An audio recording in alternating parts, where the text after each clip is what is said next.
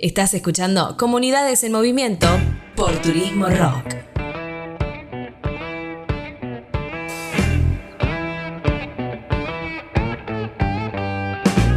Y un día volvimos. Año nuevo, mismas problemáticas y por supuesto, mismas luchas. Hace años Chubut pasó a ser un territorio en donde la alarma siempre está encendida. Por un lado, la lucha contra la instalación de la gran minería de plata, plomo y uranio, que amenaza por entrar en la provincia, primero a través de la zonificación. Por el otro, la lucha constante ante la deuda salarial del gobierno con las y los trabajadores estatales, empobrecidos y saqueados, como resultado de una crisis social y económica que el mismo gobierno provincial generó a través de endeudamiento fraudulento, en el que ni siquiera informaron a la sociedad en qué gastaron los millones de dólares que contrajeron. Y por supuesto, ¿qué sería de esta crisis sin la pésima gestión y la corrupción en la administración pública? Parece que Chubut fuera una provincia condenada al subdesarrollo, pero no es así. Es una provincia empobrecida por su clase dirigente.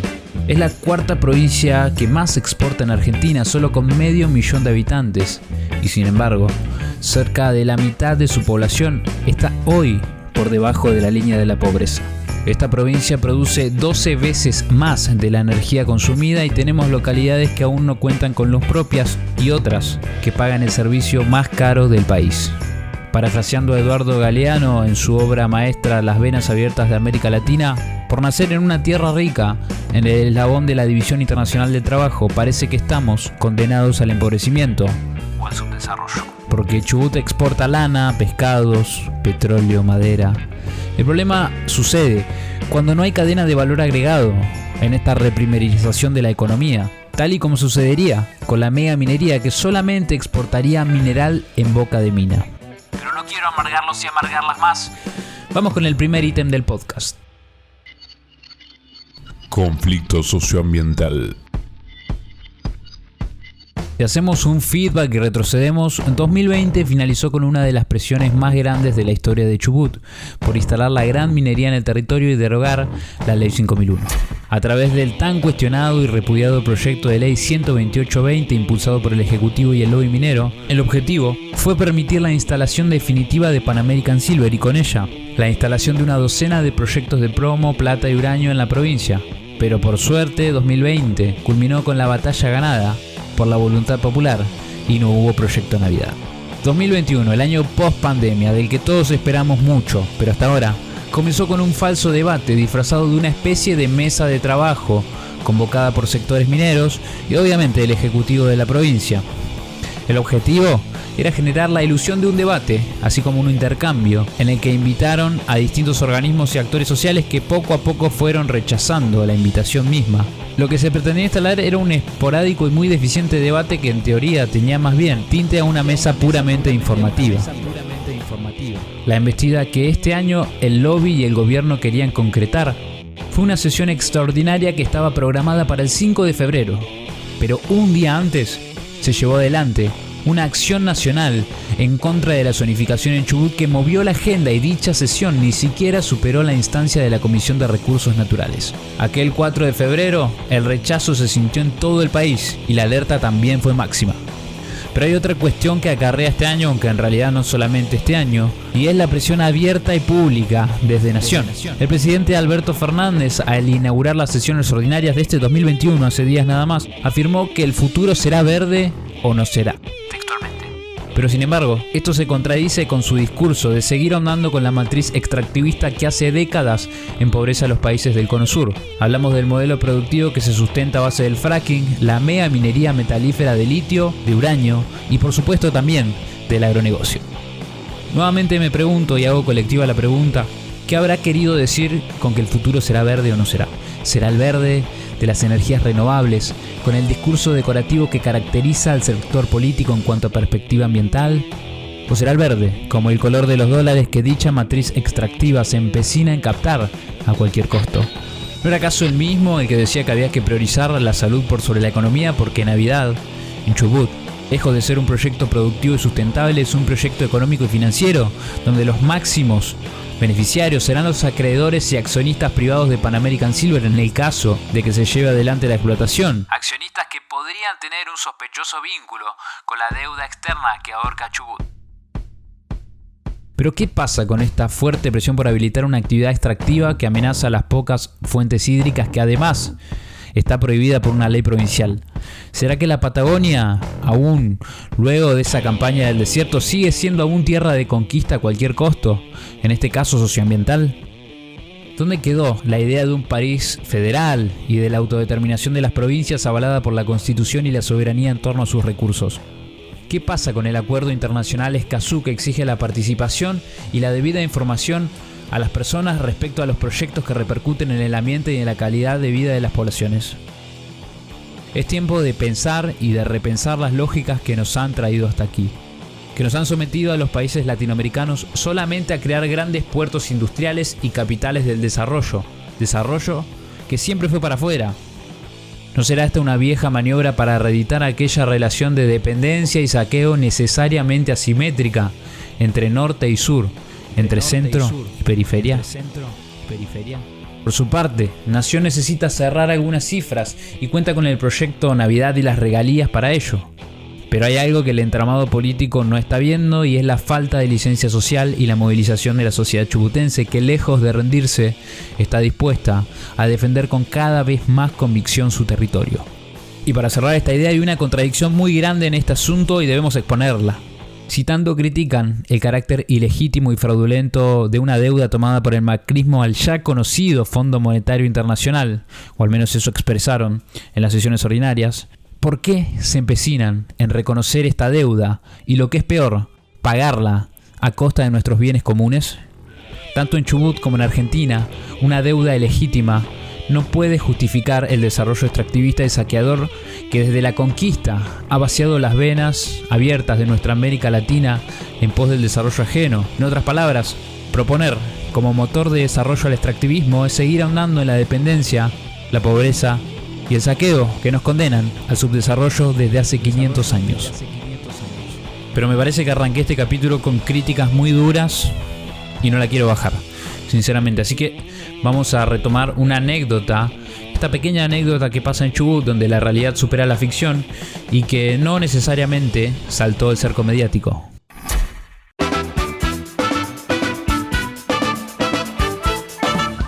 Vacunas robadas. Cuando la escena nacional se vio bombardeada de noticias a partir de que se diera a conocer que el ex ministro de Salud, Ginés González García, habría facilitado la vacunación a un selecto grupo de conocidos y amigos, acto totalmente repudiable, obviamente, en Chubut 30 vacunas fueron extraviadas de un hospital de Comodoro Rivadavia. Así sin más. Como respuesta inmediata, el gobierno hizo lo que mejor sabe hacer: criminalizar y perseguir mediante operativos comandados por el ministro de Seguridad, Federico Mazzoni. Y así es como se llevaron adelante alrededor de 15 allanamientos en donde trabajadores y trabajadoras de la salud denunciaron abusos de autoridad por parte de las fuerzas de seguridad. Recordemos que durante la cuarentena fueron registradas más de 40 denuncias por abuso de autoridad por parte de oficiales de este ministerio, sin mencionar el habeas corpus presentado por organizaciones de derechos humanos. Aparentemente y sin nexo alguno, una enfermera habría acercado alrededor de 30 ejemplares de la vacuna Sputnik V y las habría aplicado en el sindicato de camioneros, quienes privilegiadamente y sin saberlo aparentemente tuvieron la oportunidad de vacunarse antes que muchos del personal de la salud. Aún no se pudo probar si aquellas vacunas eran realmente las faltantes en el hospital, y como es usual, más en Chubut, justicia suele ser un largo túnel que puede demorar años y años y años y años. Pero después de 4 años, las clases comienzan. Esta semana otro tema captó la atención de la opinión pública y es algo que los medios comerciales de la provincia exhiben como una victoria por parte del gobierno provincial, luego de 3 años sin prácticamente cumplir con el mínimo de día de clases estipulado por el protocolo. A través de una cuestionada negociación de gremios docentes con el gobierno chubutense, las clases comenzaron, aparentemente, irregularmente, este 1 de marzo. Lo cierto es que la situación educativa en la provincia viene en crisis de mucho antes de la pandemia. Y mucho antes, todavía, de que empezara a instalarse la presión para que haya clases presenciales por parte del macrismo y la oposición a nivel nacional. ¿Vieron que los sectores que no hicieron otra cosa que desfinanciar y desprestigiar la educación pública ahora parecen los más preocupados por la emergencia educativa? Bueno, algo similar sucedió en Chubut. Durante toda la pandemia, aún sin casos, no hubo noticias sobre la reparación de escuelas o preocupación alguna por solucionar el conflicto salarial con docentes. Con el pago escalonado, el gobierno eligió pagar a quien le toque, así arbitrariamente, y primero empezó por seguridad, luego por salud, pero siempre relegó al cuerpo docente. De los 3 últimos años no llegaron a sumar 180 días de clases presenciales en toda la provincia. Luego de la visita del ministro Nicolás Trota y ante todo pronóstico, las negociaciones con los gremios llegaron a un acuerdo.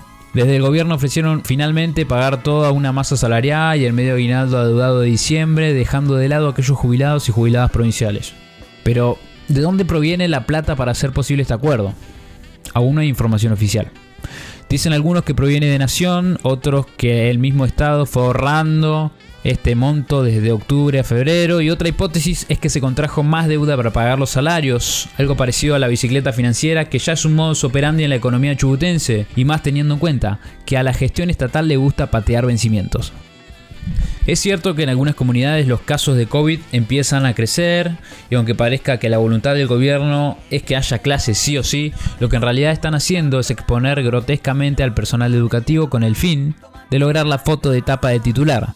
Chubut se suma a las provincias que comienzan las clases. Y luego olvidarse de la precarización estructural, los recursos prometidos y adeudados al personal auxiliar, y por supuesto, seguir con el tema prioritario para este gobierno, que es impulsar la megaminería a cualquier costo. ¿Se acuerdan que al principio de este podcast dije que en Chubut vivimos en un estado de alerta constante? El pasado martes 2 de marzo, en Chubut se inauguraron las sesiones legislativas y adivinen cuál fue el tema prioritario en la agenda del gobierno. A ver. Sí, mega minería. Pese a que los 3 ejes fueron: ordenamiento de las cuentas de la provincia y reperfilamiento de la deuda internacional, avance de las obras estratégicas, la diversificación de la matriz productiva junto al Plan de Desarrollo Productivo de Chubut. Aún antes de esta sesión, en declaraciones con los medios, esto fue lo que decía el mismo gobernador sobre su intención de seguir adelante con el proyecto de zonificación. Inclusive lo vendió como el mejor proyecto productivo del país. Con respecto a lo que usted dice, el proyecto de desarrollo productivo de la meseta, efectivamente eso se va a decidir en el debate, como se viene haciendo hasta el día de hoy con los distintos actores, se hará la legislatura como corresponde. Porque una consulta popular sería sacarse el lazo o el peso de encima por parte de los diputados, ¿no? Nosotros estamos hablando de la zonificación, ¿bien? Hablemos primero que es la zonificación nada más que de la meseta. Estamos hablando de la zonificación, ya tuvo su oportunidad otras comarcas, entonces hablemos de la comarca central, bien, y sí que tenemos que dar el debate como corresponde y no quedarnos de la tranquilidad desde la oposición para poder criticar sin querer aportar. Nosotros estamos abiertos porque queremos el mejor y estamos convencidos que es el mejor proyecto de desarrollo productivo de la provincia y del país. Entonces lo vamos a defender y vamos a dar la discusión. Vamos a dar la discusión como se merece, con el sustento científico y todo, y tecnológico también, que se tenga que dar. Fíjense qué tan amplio es el rechazo a esta actividad y este proyecto 12820 que ni siquiera la inauguración de estas sesiones fueron en la legislatura, sino en la Casa de Gobierno. Pero eso no es lo más contradictorio. Un detalle que reclaman las asambleas y el pueblo chubutense es que si puede haber clases presenciales, ¿por qué no pueden sesionar funcionarios públicos también de forma presencial? ¿Tendrán algo que temer al contundente y lapidario rechazo que se manifiesta en las calles? Este es el testimonio de Noelia Silva, perteneciente a la Asamblea de Vecinos y Vecinas Autoconvocados de Rawson y Playa Unión. En diálogo con la radio escuela Seferino Namuncurá, esto fue lo que detalló sobre el petitorio que hicieron las mismas asambleas.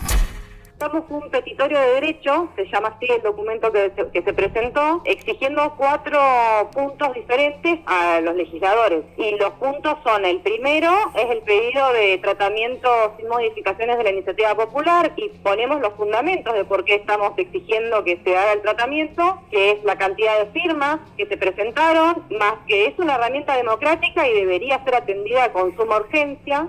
Y con respecto a las fuerzas represivas, la verdad es que están a la orden del día. Nosotros seguimos siendo perseguidos y hostigados, nos persiguen autos de de inteligencia. Nosotros cuando fuimos hace un par de días, unas semanas, a hacer el corte intermitente en ruta de Trelew, identificamos 3 autos que nos venían siguiendo, autos que están sin patente. Tenemos los modelos de esos autos que nos han estado siguiendo y tomando fotografías. Esos mismos autos se estacionan fuera de nuestras casas.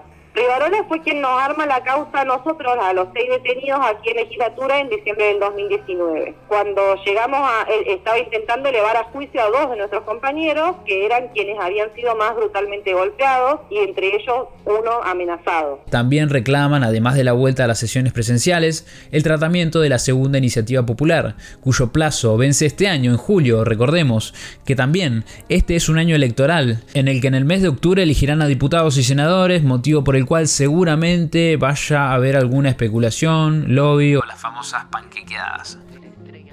En lo que respecta a las clases, esperemos que no sea solamente un eslogan vacío que recaiga en una foto de campaña con las y los chicos en su primer día de clases, y que los problemas estructurales, que aún están lejos de solucionarse, comiencen a mejorar.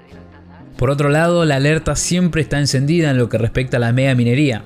Tanto el proyecto nacional que propone el gobierno comandado por Alberto Fernández como el provincial encabezado por Mariano Arcioni parecen no tener otra alternativa para Chubut que la gran minería contaminante, a fines de, por supuesto, generar algunas divisas a casi cualquier costo.